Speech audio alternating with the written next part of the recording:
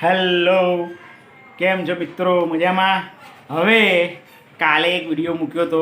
હવે કાલે છે ને અમે બે શરત લગાવી હતી કે એમઆઈ અને એસઆરએચ આ બેમાંથી કોણ જીતશે. પણ આ ભાઈ છે ને, આ ભાઈએ એમઆઈને સપોર્ટ કર્યો હતો અને મેં પહેલેથી કીધું હતું હૈદરાબાદ જીતશે.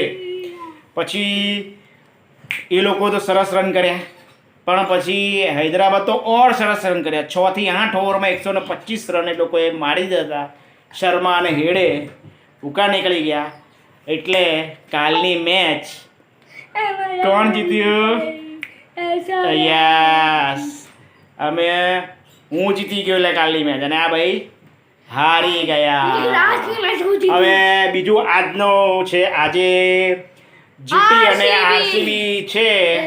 જીટી અને આરસીબીમાં હું જીટી તરફ છું અને જીટી જીતશે. આ વાત દે, આ જો ગુજરાતની અંદર અમદાવાદમાં રહીને પાછો સપોર્ટ કરે છે. હું સપોર્ટ કરું છું આરસીબી ને, બીકોઝ કિંગ કોહલી, પણ કોહલી આઉટ થઈ ગયો છે.